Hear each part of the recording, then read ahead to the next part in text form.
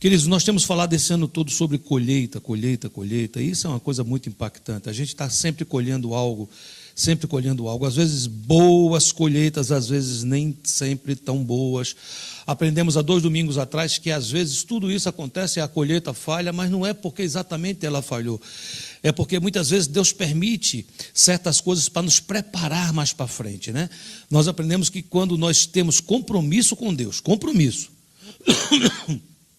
mesmo que a colheita falhe, Deus transforma essa colheita que aparentemente falhou numa semente poderosa para colheitas excelentes. Amém, queridos? Então a gente entende o seguinte: o grande elan é nós temos um compromisso com Deus, nós sermos fiéis a Deus. Se você é de Deus, você não está livre de problemas, você não está livre de lutas, você não está livre de maledicências, você não está livre de acusações, você não está livre de elogios, você não está livre de louvores, porque você faz parte desse mundo. Esse pacote está aí para todos nós. A diferença é que quando nós temos compromisso com Deus, nossos olhos não estão postos nas circunstâncias, nossos olhos estão postos no Senhor. Amém, queridos? Eu escolhi um texto para a gente meditar hoje, muito conhecido, que está em Mateus capítulo 8. O título da palavra hoje é Semeando Fé, Vencendo as Tormentas. Amém? Isso quer dizer que as tormentas, elas estão aí, elas vêm. Não estou aqui profetizando tormenta para a vida minha, sua ou da igreja. Estou falando de coisas da vida. Isso acontece, isso ocorre. Mas existe como vencê-las. Existe como fazer das tormentas sementes poderosas para nos fazer crescer em Cristo. Amém, queridos? Então, o texto em Mateus, capítulo 8, versículo 23, diz assim: Então, entrando ele no barco, seus discípulos o seguiram. E eis que sobreveio no mar uma grande tempestade, de sorte que o barco era varrido pelas ondas. Entretanto, Jesus dormia. Mas os discípulos vieram acordá-lo, clamando: Senhor, salva-nos, perecemos. Perguntou-lhes então Jesus: Por que sois tímidos, homens de pequena fé? E levantando-se, repreendeu os ventos e o mar, e fez-se grande bonança. E maravilharam-se os homens, dizendo: Quem é este, que até os ventos e o mar lhe obedecem? Você tem um boletim? Essa porção que está aí é uma porção da palavra de Deus. Eu quero pedir que você coloque suas mãos sobre essa porção e ore comigo. Diga assim: Senhor Deus, a tua palavra é inspirada pelo Espírito Santo, e a tua palavra diz que ela é útil para ensinar, exortar, animar, redarguir. Então eu te peço que estas palavras entrem nos meus ouvidos espirituais, trazendo poder, transformação, se transformando em vida, na minha vida, em nome de Jesus. Amém. Amados, esse texto começa com um versículo muito interessante. Entrando Jesus no barco, seus discípulos o seguiram. Tinha um hino muito antigo. Eu, quando canto esses hinos antigos, queridos, não é coisa que eu sou antigo, não, é porque eu faço pesquisa, né? Mas era um hino muito antigo que dizia assim: com Cristo no barco tudo vai muito bem, vai muito bem, vai muito bem. Com Cristo no barco tudo vai muito bem. Aí diz: e passa o temporal. Ou seja, não é que não tenha temporal. Às vezes a gente tem a impressão seguinte: eu estou seguindo Jesus, logo a minha vida vai ser um mar de rosas. Eu me converti, eu passei a frequentar a igreja, eu agora estou participando de um GE.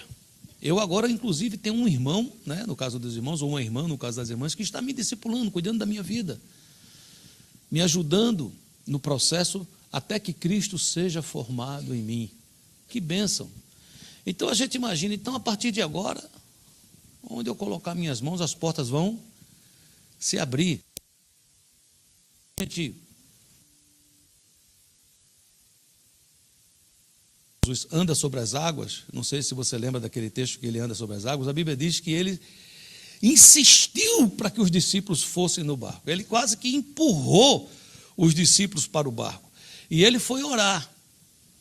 E os discípulos ficaram sozinhos dentro do barco. Isso é um outro texto, mas os dois textos falam de barco e de tormenta. E a Bíblia diz que eles, ao entrarem no barco e entraram lá no mar, o barco começou a vir uma tormenta tão grande que eles pensaram que o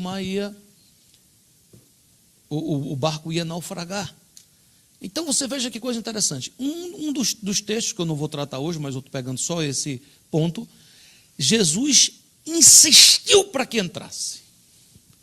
Tem gente que diz assim, pastor, eu estou aqui nesse país porque eu tenho certeza que Deus me trouxe para cá. Foram anos orando. Até que chegou um ponto que eu senti como se Deus estivesse me empurrando aqui dentro. E tem acontecido coisas estranhíssimas. O presidente Donald Trump não estava no aeroporto para me receber. Eu cheguei, o meu green card não estava na caixa de correio. Muitos problemas aconteceram. Vamos analisar uma coisa muito importante que a gente tem que entender. Às vezes, quando acontecem essas coisas, e a gente ora, dá a impressão que Deus está em silêncio. Dá a impressão que Deus não está respondendo. No caso aqui do barco, eu não sei se você lembra, Jesus estava fazendo o quê? Dormindo. Você já passou por alguma situação que você ora, que você pede a Deus, que você clama, você reclama, você diz, Deus, você me animou para esse negócio. Eu escutei um profeta falar que isso ia acontecer na minha vida. Eu estava agora no Rio de Janeiro e quando eu terminei, um casalzinho veio para mim com muita sinceridade. Eu não vi naquele casal nenhuma coisa que não fosse sincera.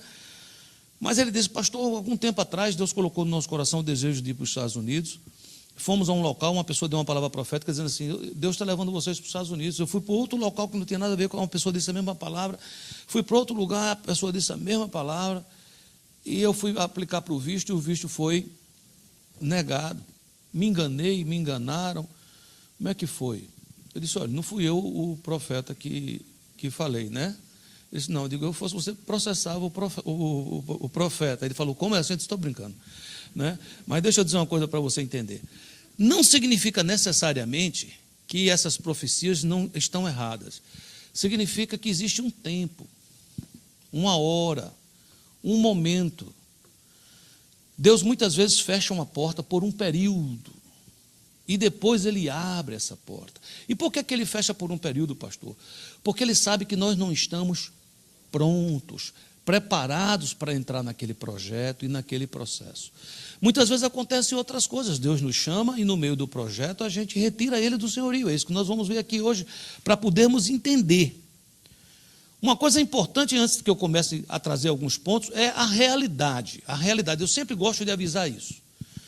João 16:33 diz, estas coisas vos tenho dito, para que tenhais paz em mim. Repita, por favor, para que tenhais paz em mim. Jesus está dizendo assim, eu disse estas coisas. Então, quais foram as coisas que ele disse? Se você for para João capítulo 14, quando ele já está falando, eu deixo-vos a paz, a minha paz vos dou, não vos dou como o mundo a dá. Você vai, vou preparar lugar. Ele está trabalhando, dizendo assim, olha, eu estou indo embora. Ok? Vocês vão passar por lutas, vão passar por aflições. Então, eu estou dizendo essas coisas para que vocês tenham paz em mim. Ele está explicando assim, é preciso que a igreja desenvolva um processo, desenvolva uma capacitação de ter paz todo dia, de ter paz sempre, seja na bonança ou na tormenta, mas essa paz para acontecer, porque é uma paz inexplicável, é uma paz que o mundo não entende, a Bíblia diz que é essa paz que excede, que sobrepassa todo entendimento. Ele diz, essa paz só é possível se você colocar essa paz em mim. Em mim. E aí ele termina o texto dizendo assim, porque no mundo passais por aflições, mas tende bom ânimo, eu venci o mundo. Como eu já disse, e repito e digo de novo para que a gente possa entender, as tempestades às vezes não vêm e às vezes vêm. Quando elas vêm, quando elas batem a sua porta, tem um motivo, tem um objetivo, tem um propósito. Alguns deles, escreva por favor, provar nosso coração. Sabe, queridos, é relativamente fácil seguir a Deus com saúde, com dinheiro no banco, com bons empregos, bons amigos, boa igreja. Mas às vezes nesse ambiente, sem nós percebermos, nós estamos entrando numa geladeira. Nosso coração fica frio, fica insensível. E muitas vezes Deus permite certas provas, passarmos por tudo isso para que Ele possa provar o nosso coração. Em Deuteronômio 8:2 ele fala assim: recordar-te-ás de todo o caminho pelo qual o Senhor teu Deus te guiou no deserto estes 40 anos. O que é que Ele fez com Israel durante 40 anos? Para te humilhar, para te provar, para saber o que estava no teu coração, se guardarias ou não os meus mandamentos, ou no caso aqui, os seus mandamentos, que é o que Moisés está dizendo. Então o que eu quero falar para você é o seguinte: Deus quer ter um relacionamento com você verdadeiro, um relacionamento apaixonado, um relacionamento fiel, não um relacionamento condicional. Se o senhor responder minha oração, conta comigo. Se o senhor não responder, estou fora. Se o senhor aumentar meu salário e eu ficar ganhando bastante, eu vou ofertar na igreja, eu vou ser dizimista, eu vou até adotar uma criança na África. Agora, se o senhor não fizer isso, está cortado toda a oferta para a igreja, está cortado todas essas coisas. Isso não é um relacionamento saudável com Deus. Isso é um relacionamento, como é? Interesseiro, de pressão. É aquela coisa que muitas vezes eu digo: eu faço, mas o Senhor me dá. Isso é um sentimento religioso. A gente desenvolve isso muitas vezes nas religiões, é o sentido de que se eu fizer algo, se eu fizer um sacrifício, eu sei que eu terei o direito de receber de Deus a bênção desse sacrifício. Ora, o evangelho é graça. Diga graça. O que é graça? É um favor imerecido. Eu sempre digo: o evangelho anda em duas pernas: graça e misericórdia. Graça é receber o que eu não mereço, e misericórdia é não receber o que eu mereço. É nesse processo que a gente anda. E a palavra de Deus garante. Você está passando por lutas hoje, está passando por dificuldades, está passando por batalhas, eu quero dizer a você que o final vai ser bom. Se você pode, anima quem está do seu lado e fala assim: sabe essa dor que você tem aí no coração? Deus vai transformar em bênção. Olha o que diz Deuteronômio capítulo 8:16: que no deserto te sustentou com maná que teus pais não conheciam, para te humilhar, para te provar, e afinal o que é, igreja? Te fazer bem. Amém? Hebreus 5:7 diz: ele, Jesus, nos dias da sua carne, tendo oferecido com forte clamor e lágrimas, orações e súplicas a quem o podia livrar da morte, e tendo sido ouvido por causa da sua piedade, embora sendo filho, ele aprendeu a obediência pelas coisas que sofreu, e tendo sido aperfeiçoado, tornou-se o autor da salvação eterna para todos os que lhe obedecem. Nós sabemos que Jesus é Deus. Diga: Jesus é Deus. Mas nós também sabemos que Jesus é homem. Diga: Jesus é homem. Jesus é o único ser no universo que é 100% Deus e 100% homem. É por isso que ele diz, ele não diz: eu vou te mostrar o caminho. Ele fala assim: eu sou o caminho, eu sou a verdade, eu sou a vida, eu sou a ponte, eu sou aquele que liga você ao Pai. Ninguém vem ao Pai a não ser por mim. E Hebreus trata não da parte divina de Jesus, que essa parte não necessitava de nenhum aperfeiçoamento, não necessitava de aprender absolutamente nada, mas Hebreus trata dessa parte humana. Ele está dizendo: essa parte humana dele precisava aprender, e ele aprendeu sofrendo. Ele foi aperfeiçoado sofrendo. Amém, queridos? Qual é a raiz do problema então, queridos? Mateus 8:26 diz: perguntou-lhes então Jesus: por que sois tímidos, homens de pequena fé? E levantando-se, repreendeu os ventos e o mar, e fez-se grande bonança. Parece que o problema aqui era timidez. Diga essa palavra. Apocalipse 21:8 diz: mas quanto aos tímidos, aos incrédulos, aos abomináveis, aos homicidas, aos fornicadores, aos feiticeiros, aos idólatras, a todos os mentirosos. A sua parte será onde, igreja? No lago que arde com fogo e enxofre, que é a segunda morte. Eu quando li esse versículo há muitos anos atrás, estudando no seminário, eu digo, meu Deus, como é que essa palavra tímido está junto com essas outras palavras como fornicador, homicida, feiticeiro e idólatra? Eu achava um grupo de palavras muito pesado para uma palavra como timidez estar nesse grupo, porque eu tinha uma ideia errada do que é ser tímido. Eu achava que ser tímido era aquela pessoa mais calma, aquela pessoa que não sabia falar em público, ou seja, uma pessoa que ainda não tinha desenvolvido certos talentos, porque essa coisa de falar em público ou não falar em público, ela pode ser resolvida com treinamento, pode ser resolvida com cursos. Não é isso que Jesus estava falando. Jesus não estava dizendo assim, puxa, como vocês são tímidos, vocês quando eu falo se escondem, quando eu falo com vocês ficam... Não, Jesus não estava falando isso. É importante que a gente entenda que o problema básico é que eles eram tímidos. Mas o que é ser tímido? A palavra em grego é deilos, diga essa palavra. Diga uma vez mais. Literalmente é cheio de medos, desconfianças. Em inglês, deilos foi traduzida como fearful, que numa tradução literal seria cheio de medo. Em inglês, a palavra timidez é ser cheio de medo. É alguém que é dirigido por suas desconfianças. Você conhece alguém que é dirigido por suas desconfianças? Você dá uma boa notícia, ele fala, lá dentro ele fala assim, o que é que está vindo aí por trás? Alguém liga para ele e fala assim, cara, que felicidade, olha só, eu estou indo na tua casa levar um presente para você. Ele fala assim, o que é? O que é que eu tenho que fazer para... Ele não sabe, até fica, tem alguma coisa errada nesse negócio. Ele é dirigido por desconfianças, frequentemente toma a direção da sua vida por não confiar completamente no Senhor. Por ser tímido, ele toma a direção da sua vida da mão de Deus, porque ele não confia completamente no Senhor. E por que ele não confia? Porque ele é cheio de desconfianças. Você, quando olha para o seu irmão, você dá um voto de confiança? Ou você, no seu coração, faz aquele X de desconfiança? Porque tem gente assim. Tem gente que às vezes convive com você, olhando para você, dizendo assim, um dia eu vou pegar esse cara. Tem alguma coisa errada com ele. Não pode ser tudo tão certinho. Tem um negócio aí que eu ainda vou ver o que é. Deus ainda há de me revelar. Isso é enfermo, querido. Isso é doença. Isso afasta você da vitória. E ele está dizendo que quem sente assim está no meio daquela turma. Fornicadores, adúlteros, homicidas. Temos que entender isso.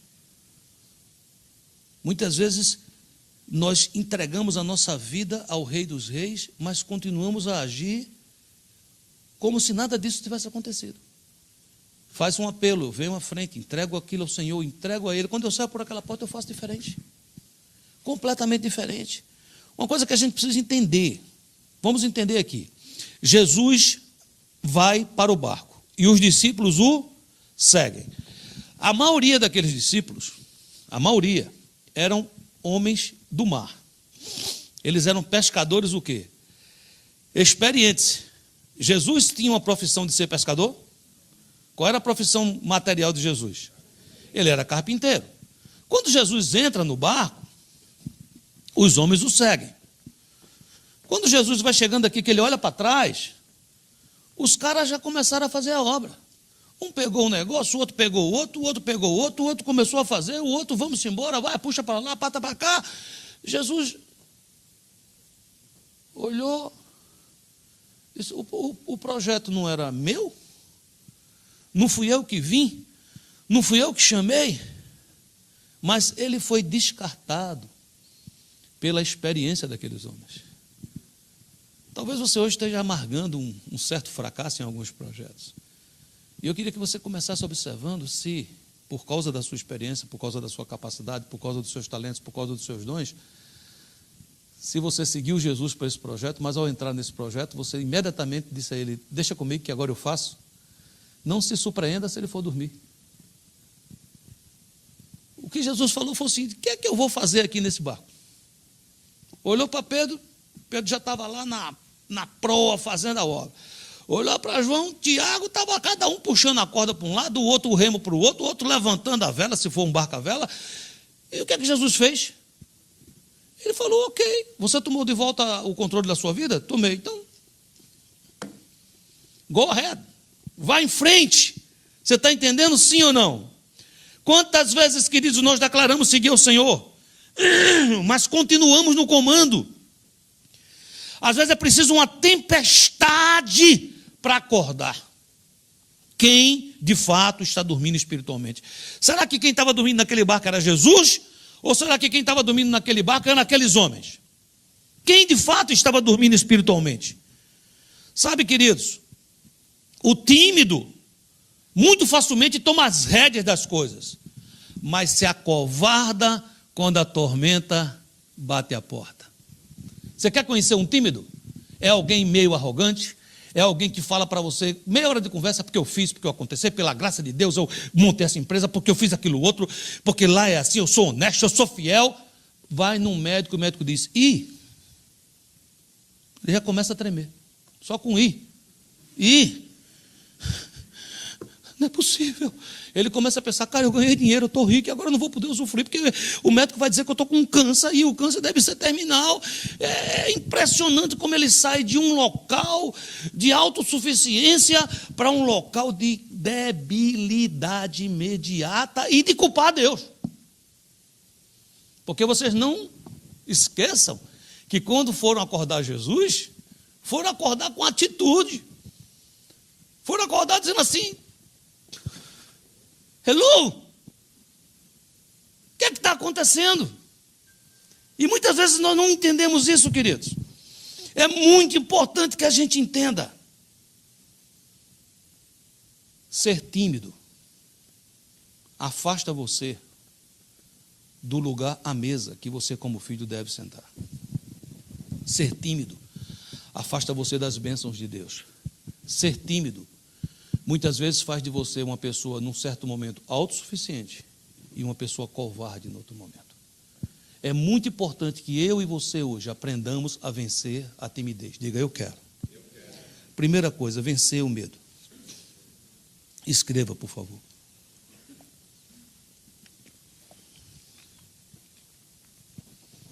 Preste atenção, queridos. Eu não vou dizer 100%, mas na maioria das vezes, os nossos medos estão associados a algum tipo de rejeição. Eu fui rejeitado em algum momento, seja na minha infância, na minha adolescência, em algum momento, seja pelos meus pais, ou por amigos, ou às vezes numa relação sentimental. E eu me senti ferido, e eu fechei a porta da confiança. Eu disse, eu já fui traído uma vez, posso ser traído outras vezes. Então, muitas vezes, esse medo vem por essa sensação de abandono, privação de amor, abuso, seja físico, verbal, sexual ou emocional. Você fala, e qual é a cura para isso, pastor? A cura é você ser batizado. Você precisa ter um batismo de amor. Só quem cura o medo é o amor de Deus. Você detectar o medo, dizer, encontrei a raiz e aqui está ela, pode ser uma boa coisa, mas não cura. Você pode falar, eu encontrei aonde estava o princípio do meu medo. Isso pode ajudar no processo de cura, mas isso não vai completar o processo de cura. Nesse processo de cura é preciso que aconteça na nossa vida 1 João 4:18. No amor não há medo. Ao contrário, o perfeito amor expulsa o medo. Eu acho bonita essa expressão. Expulsa o medo. O medo é chamado, atado e dito, go out. Não tem lugar para você aqui. Por quê? Porque o medo supõe o quê? Castigo. Você tem medo de ser castigado? Aquele que tem medo não está aperfeiçoado no amor. Você tem medo? Você acha que está passando pelo que você está passando porque você errou, porque você falhou, porque alguma coisa aconteceu? Você diz, mas às vezes é consequência. Às vezes é, mas nem sempre. E mesmo que seja, existe um Deus que pode trabalhar seu coração, mudar aquela semente que você estava plantando, colocar uma boa semente na sua mão hoje e começar uma nova história. Você não crê nisso? É preciso que a gente entenda uma coisa. Deus ama, e Deus ama, e Deus ama. Olha o que a Bíblia diz. Você está aqui comigo? Nós te amamos, ó Senhor, porque o Senhor nos amou primeiro. Nós amamos a Deus porque Ele nos amou primeiro. A Bíblia diz que Ele nos amou quando nós ainda éramos pecadores. Diga assim, quando eu ainda era um pecador, Ele já me amava. Aí você pode me perguntar, pastor, mas a gente não continua sendo pecador? Nós somos aqueles que somos salvos, lavados no sangue de Jesus, santificados no Senhor, cheios do Espírito Santo, que por vivermos nesse corpo ainda somos sujeitos a falhas, sujeitos a pecar. Mas por causa do Espírito Santo, quando nós pecamos, nós nos entristecemos, a gente não consegue permanecer no erro. Quando a Bíblia diz, quando ainda éramos pecadores, é porque nós éramos insensíveis. A gente vivia no pecado, a gente praticava o pecado, e isso era como se fosse algo que pertencesse à nossa vida. Deus nos amava nesse tempo. Você está aqui comigo? Pensa num personagem da história horroroso. Qualquer personagem. Hitler, Herodes, aquele faraó que mandou matar os menininhos até 2 anos. Deus amou esses homens. Deus amou esses homens. E você diz, por que eles não mudaram? Porque eles eram tímidos. Eles dominavam a sua vida. Eles afastavam Deus de perto. E eles começavam a ser seu próprio Deus, anulando dessa maneira o amor de Deus. A pior coisa que pode acontecer com alguém é anular na sua vida o amor de Deus. A Bíblia diz que Deus amou o mundo tanto, tanto, tanto, tanto, que Ele deu o seu único Filho, para que todo aquele que nele crê não pereça, mas tenha a vida eterna. A Bíblia não diz que apenas Deus tem amor, a Bíblia diz Deus é amor. Certa feita Deus colocou na minha boca uma palavra que dizia, a maior prova de você estar na unção do Espírito Santo é quando você está amando. Por que nós amamos a Ele? Porque nós o amamos porque Ele nos amou primeiro. Por quê, queridos? É porque não há amor em você. Eu não tenho amor em mim. Eu posso ter afeto, carinho, desejo, mas esse amor que a Bíblia fala que é o amor ágape, o amor capaz de se entregar e de se dar, eu não tenho. É quando eu recebo este amor de Deus, quando eu sou cheio desse amor de Deus, quando eu transbordo desse amor, eu passo a amar, porque eu estou amando com o amor que é dele. Então, nesse lugar, não tem lugar para o medo. E você diz, por que não tem lugar para o medo, pastor? Porque esse perfeito amor expulsa o medo. Eu começo a acreditar que Ele quer o meu bem. Ele quer o meu bem, Ele me ama, Ele ama você. Ele ama essa igreja, Ele ama cada família dessa igreja, Ele ama aqueles que estão mais fervorosos, aqueles que estão passando por algum tipo de frieza. Deus ama cada um de nós. E qual é o ponto, pastor? O ponto é que nós precisamos tomar posse disso. Nós precisamos de receber isso. É por isso que Jesus diz assim, quem muito pecou, muito me amou. Que relação é essa? Por que quem muito pecou, muito me amou? É porque quem muito pecou, não é porque pecou mais do que o outro, não é porque reconhece que pecou muito. É alguém que deixou de ser tímido, deixou de ser autossuficiente, porque diz assim, eu sei que aquela cruz pertence a mim. Eu pequei demais, eu mereço o inferno. E Ele me salvou, Ele me encheu de graça, Ele colocou o Espírito Santo em mim, e eu sou apaixonado por Ele por causa disso. Essa é a diferença, queridos.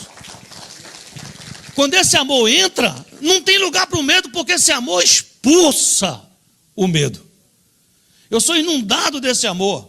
O que está em jogo não é eu mereço ser amado, eu já sei que não mereço, mas eu sei que Ele me ama, e me ama, e me ama, e me ama, e eu então me deixo ser inundado desse amor, me deixo ser canal desse amor, e então aquele rio de amor passa dentro de mim e vai varrendo o meu coração, vai limpando o meu coração, vai tirando de mim toda espécie de medo. Quando o Senhor conversou com Josué, que ficou no lugar de Moisés. Você lembra que Moisés foi o maior líder que Israel já teve, foi substituído por Josué. Não é fácil substituir um líder bom, um líder que faz as coisas corretas. É fácil isso?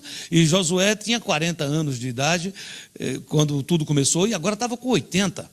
Então podia pesar sobre ele muitas desconfianças, muitas lutas, muitas batalhas. Será que ele é jovem o suficiente para enfrentar uma situação como essa? Poderia acontecer de tudo, de tudo, de tudo, de tudo. E Deus poderia ter dito algumas coisas a Josué. Poderia dizer: Josué, eu vou te dar um poder, como eu fiz com Moisés. Eu vou te fazer o seguinte: você vai chegar, você vai tocar numa vara, e essa vara vai virar uma cobra. Olha, você vai fazer isso, vai acontecer tal coisa, para que o povo fique olhando para você e diga assim: uau, ele tem autoridade. Olha a conversa de Deus com Josué. Olha a conversa de Deus com Josué. Josué 1:9. Não tu mandei eu ser forte e corajoso. Não temas, nem te espantes, porque o Senhor teu Deus é contigo por onde quer que andares. Você sabe o que é que Deus estava dizendo a Josué? Deus estava dizendo assim: Josué, não tenha medo, não tem a ver com o seu merecimento. Eu escolhi você. E por favor, preste atenção, Josué. Quando você começar a ganhar as batalhas, não pensa que você é o cara. Não fica autossuficiente. Não vire tímido. Não vire alguém que nas vitórias aparece para as fotos e nas derrotas você vem reclamar para mim. Eu quero que você lembre que eu estou te mandando, eu estou te sustentando, eu serei contigo por onde quer que andares. Então você pode tremer, você pode se assustar, você pode não gostar de uma má notícia, normal, mas não temas, eu sou contigo. Pode ser que você não possa se alegrar em nenhuma das circunstâncias, se alegre em mim. Pode ser que você não possa ter forças ao olhar para as muralhas de Jericó. Quando você olhar para aquelas muralhas, você pode dizer assim: o que é que vai acontecer aqui? Lembra, eu sou contigo. Eu sou contigo. Eu me lembro assim, quando estava perto de Josué entrar na batalha contra Jericó, a Bíblia diz que aparece um ser angelical, um ser vestido de guerra, um guerreiro espiritual. E era uma coisa tão violenta que quando ele aparece diante de Josué, Josué treme. E ele quer saber só um detalhe. Ele fala assim: você está do meu lado ou está do outro lado? Não é como que diz assim, porque se for do outro lado, me dá 3 minutinhos que eu vou correr enquanto dá tempo, não é? E mais uma vez Deus lembra ele: eu não estou de lado nenhum, eu faço parte do exército de Jeová Sabaó. Não tem a ver com você, não tem a ver com você, não tem a ver com você, tem a ver com a obra, o propósito que eu tenho. Às vezes quem está do seu lado: querido, não tem nada a ver contigo, diga. Tem a ver com propósito. Diga: agora nesse propósito tem tudo a ver com você. Porque não tinha nada a ver com Josué, mas uma vez que ele recebe, uma vez que ele obedece, tem tudo a ver com Josué. O nome Josué em hebraico é Yoshua. É uma pronúncia muito parecida com o nome de Jesus, que é Yeshua. E um dos significados do nome de Jesus é libertador, aquele que entra libertando. E ele estava dizendo: eu estou ungindo você para você ser aquele que entra conquistando e libertando. Portanto, não fica bem a quem está nessa posição viver com medo. Diz aí a quem está do lado: Deus tem uma obra tão grande para você. Diga: não fica bem você viver com medo. Deixa que o amor dele inunde o teu coração. Diga: deixa que o amor dele inunde o teu coração. Amém, queridos? Tem um quadradinho que eu acho que você tem no seu boletim que diz assim: não conhecemos o que o futuro trará. Você tem isso? Mas conhecemos quem garante o nosso futuro. Diga isso, por favor, mais uma vez.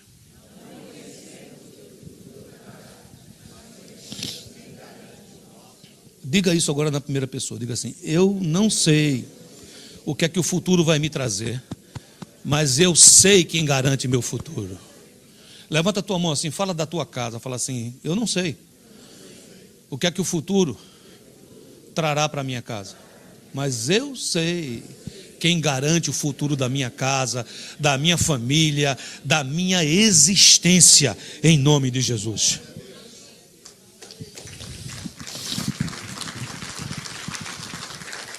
Sabem, queridos, se Deus permitir, agora em julho eu vou completar 61 anos. Glória a Deus. Eu sei que não parece. Mas o Senhor tem falado ao meu coração, um projeto, 1 ano atrás, um projeto de 10 anos, agora serão 9 anos, aonde possivelmente eu vou gradativamente sair mais da execução e vou ficar cada vez mais na mentoria. Depois eu explico isso melhor, não é o caso agora. Mas o que eu quero dizer é que existe uma equipe nova, uma equipe de pastores, uma equipe que a gente tem que estar treinando essas pessoas, porque o ministério precisa crescer. O ministério vai crescer. Eu quero ser útil e não pedra de tropeço ou qualquer coisa. E quando a gente vai ficando um pouco mais velho, você tem muita utilidade. Principalmente se você tiver as suas faculdades mentais funcionando bem, se você colocar o seu coração sempre a serviço do rei, se você permanecer fiel, espiritualmente você pode ser sim tudo aquilo que Deus quer para aquele lugar. Tem nada a ver com hoje não, tá? Estou falando 10 anos. Mas é um processo. E você diz, o que é que significa esse processo? Esse processo tem a ver com o futuro do ministério. Eu tenho muitos sonhos, eu acho que esse ministério pode fazer coisa demais, eu acho que podemos fundamentar a igreja em inglês, a igreja hispana pode crescer muito, a igreja brasileira, com tanto brasileiro que vem, com tanto brasileiro que vai, nós temos muito para acolher essa comunidade maravilhosa. Eu sonho que um dia ainda vocês, os nossos filhos, farão talvez uma escola, farão talvez um ambulatório. Eu tenho muitos pensamentos, mas talvez não seja propriamente eu que esteja à frente de todas essas coisas nos seus momentos. Isso não é muito importante. Então, o que eu estou dizendo assim, eu não sei o que é que o futuro trará para o nosso ministério, mas uma coisa eu sei, eu estou dizendo aqui diante da igreja, esse futuro, quem garante é Deus. O futuro desse ministério está na mão daquele que o abriu, aquele que um dia disse a mim, eu sei que você é fraco, mas você guardou a minha palavra. E eu boto diante de você uma porta aberta da qual ninguém pode fechar. E é nisso que eu creio e é isso que eu encho o meu coração diariamente. Nós não podemos ser tímidos. E para não ser tímido, nós precisamos também de aprender a clamar. Diga essa palavra. Clamar é diferente de reclamar. Quem reclama é porque não clamou. Quem reclama é porque está dizendo a Deus, eu tenho direito a algumas coisas aí e tal, o senhor falhou comigo, o senhor entrou no barco, foi o senhor que trouxe a gente, agora o senhor está dormindo. Reclamação é murmuração, isso abre espaço para o destruidor. Clamar é diferente. Mateus 8:25, mas os discípulos vieram acordá-lo clamando. Olha o clamor, como é que era. Você pode ler para mim? Vamos ler palavra por palavra com calma. Primeira palavra. Quer clamar? Sim ou não? Como é que começa o clamor? O que é que significa Senhor? Quírios. Ali era um arrependimento. Perdoa-nos, porque dispensamos sua ajuda. Perdoa, porque eu pensei que eu podia tomar conta da minha empresa sem te consultar a cada minuto e a cada momento. Eu pensei que eu podia receber aqui um pedido, uma solicitação, e eu poderia simplesmente responder dizendo, faço portanto, e a pessoa poderia dizer, eu quero e eu imito o invoice. Me perdoa pelo automatismo que se gerou no meu coração, porque não era assim no começo. Todos aqueles que começaram no Senhor, todos aqueles que começam uma empresa no Senhor, começam com temor e tremor, começam chorando, começam pedindo cada dia, Senhor me ajuda, Senhor faça. É assim ou não é, meu querido? Você ainda consegue lembrar como é que era quando você começou a trabalhar, você se formou, você foi ser professor, ou você foi ser dentista, ou você foi ser alguma coisa, você lembra do seu primeiro dia nesse lugar? Sim ou não? Se você já era de Jesus, você chegou lá orando, você chegou lá chorando, você chegou lá dizendo, Senhor, me ajuda, pega na minha mão, cuida de mim, sim ou não? Mas o tempo passou e você ficou sabendo das coisas, né? Você já sabia fazer as coisas rapidamente, aquilo ficou mecânico. E aí agora tem uma confusão e você está meio com medo. É preciso aprender a clamar. E todo clamor começa voltando para o princípio. Senhor, Senhor, Senhor. A partir de hoje eu estou te dando de volta. Diga, a partir de hoje eu estou te dando de volta.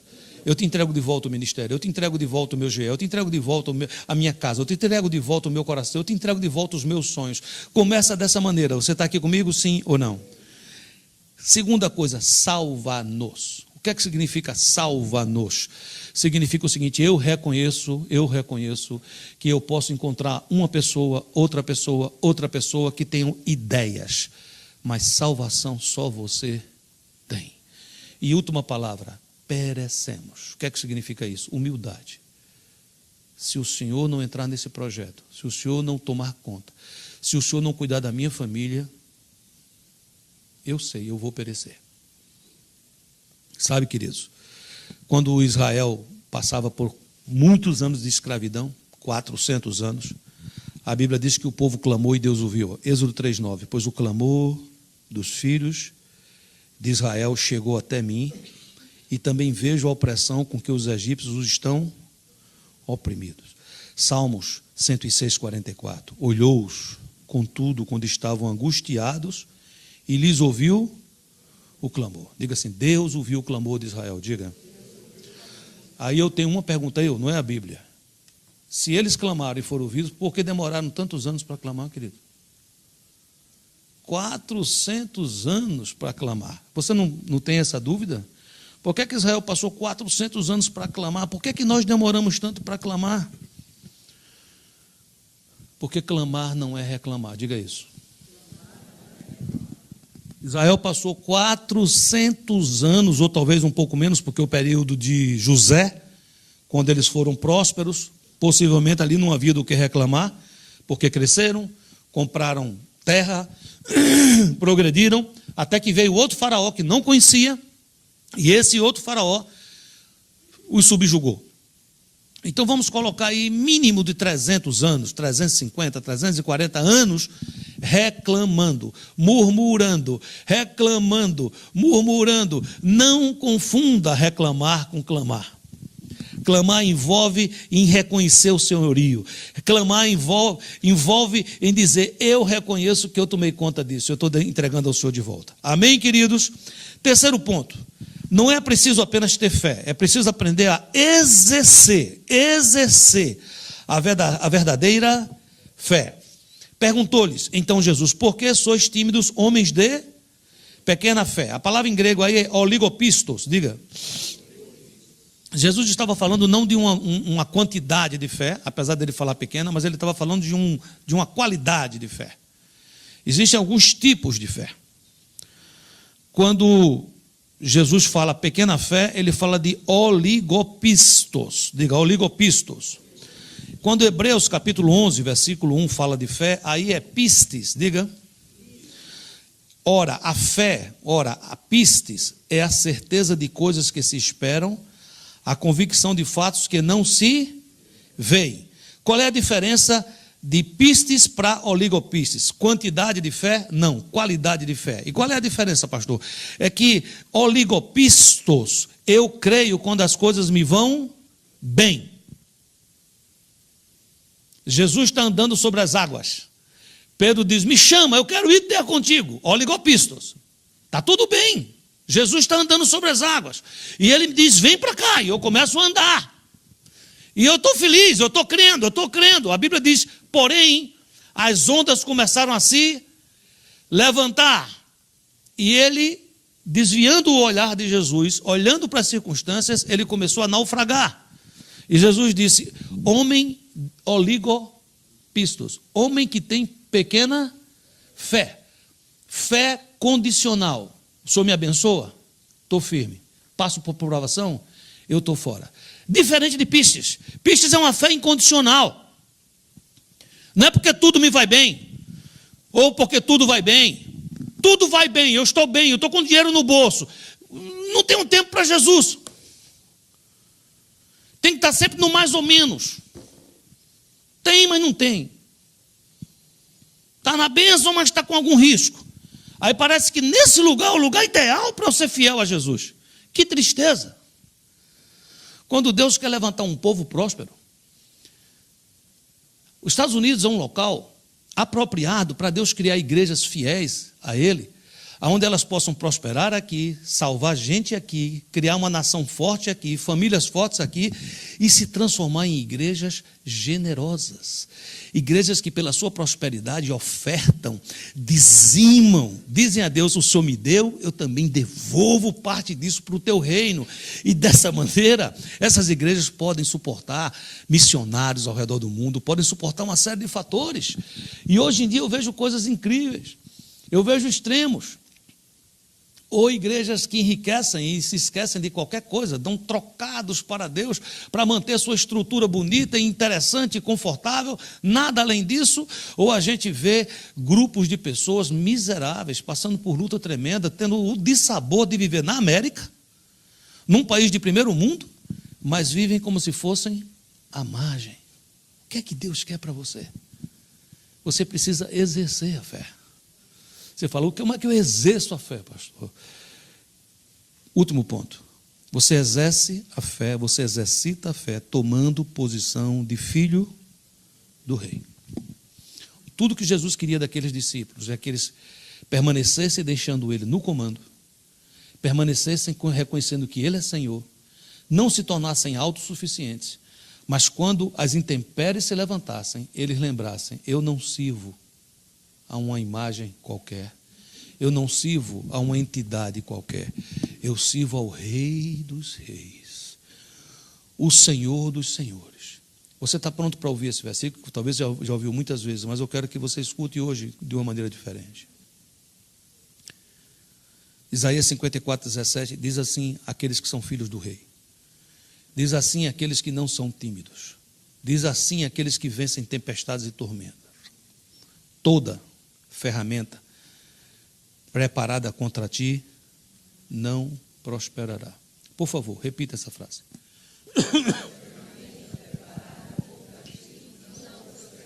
Agora vamos exercitar a fé, tomar a posição de filho do rei. Diga essa frase na primeira pessoa.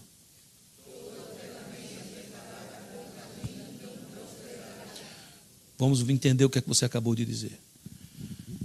Primeira coisa que você disse é que haverão ferramentas que vão ser preparadas contra você, contra a sua casa, contra seu ministério.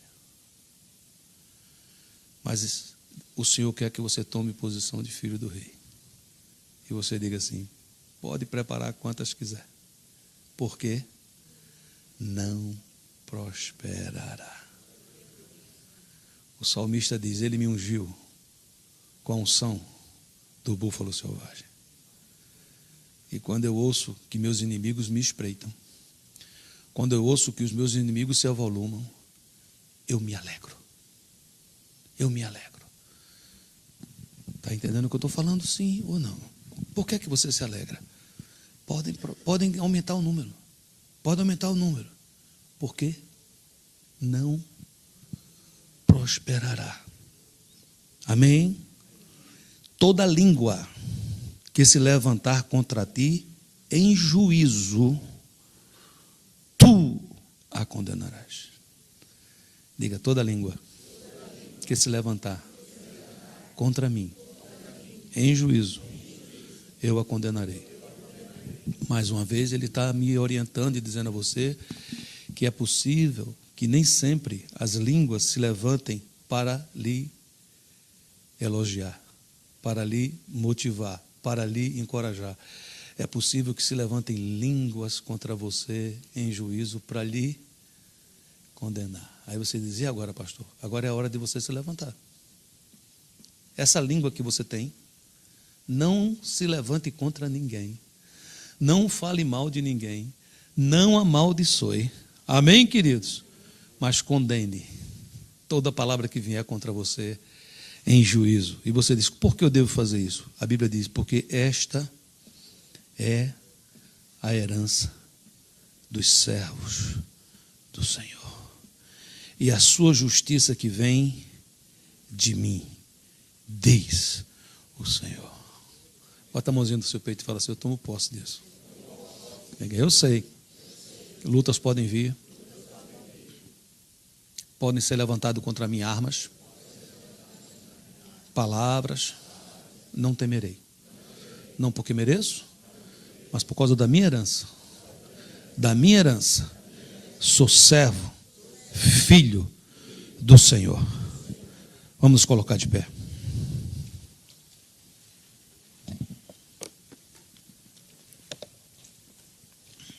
Quando Jesus se levanta, ele olha para aquela tormenta, ele olha para aquele mar, e ele exercita Isaías 54:17.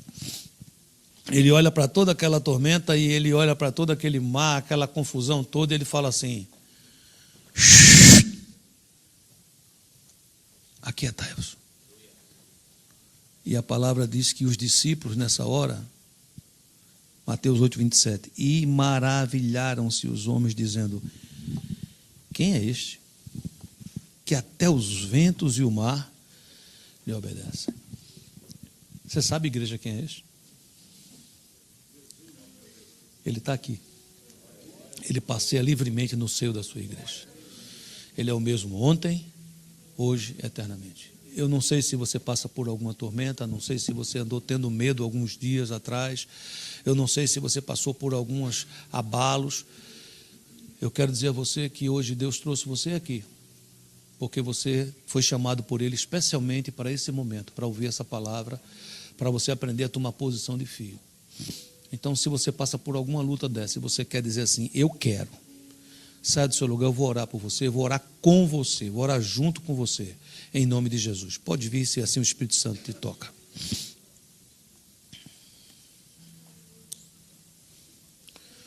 Pastor Eduardo, fica aqui do meu lado, por favor.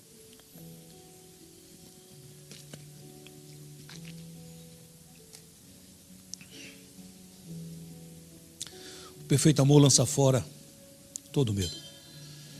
O perfeito amor lança fora todo medo. Faça uma oração por as pessoas, pastor, e depois dê a oportunidade. Meu Deus, eu quero, em primeiro lugar, declarar que neste momento, todo espírito de timidez caia por terra, em nome de Jesus. Entendemos melhor hoje, Senhor, que timidez não tem nada a ver com personalidade, com temperamento, mas tem a ver com autossuficiência, com aquilo que nós deixamos o Senhor para trás e nos posicionamos como autossuficientes em tudo na nossa vida. Isso é pecado, Senhor, e nós confessamos o nosso pecado. E esses irmãos que estão aqui na frente, Senhor, estão dizendo o mesmo. Muitas vezes nós somos tímidos, deixamos com que a nossa vida fosse guiada por nós mesmos, pelos nossos desejos, pelos nossos sonhos, sem a direção, sem a aprovação do Senhor. E neste momento, Senhor, eu quero te agradecer porque há um reconhecimento neste lugar, e isto só vem pelo Teu Espírito Santo. É a capacidade que Teu Espírito nos dá de nos movermos dentro de nós e dizer: nos arrependemos, nos colocamos diante de Ti. E neste momento, Senhor, a nossa vida está sendo entregue a Ti. Neste âmbito de arrependimento, queremos sim ser usados, mas queremos ser cheios do Teu Espírito. Não apenas ser usados, mas cheios. Queremos ter confiança agora e no futuro. Queremos ser o que somos hoje pela fé e queremos ser o que vamos ser amanhã da mesma forma, dependente totalmente do Senhor. Que assim seja nos nossos corações, Senhor. Dependemos exclusivamente do Senhor. O Senhor nos põe na tempestade para que no meio dela nós saibamos que o Senhor é que está conosco, que é o Senhor que dirige o barco. Que nós venhamos a estar junto contigo. Que na tempestade possa haver aprendizagem, sim, mas que a gente não use da tempestade como motivo de crescimento, mas que a gente venha crescer na graça e no conhecimento do Senhor. E que assim seja na vida de cada um de nós, em nome de Jesus.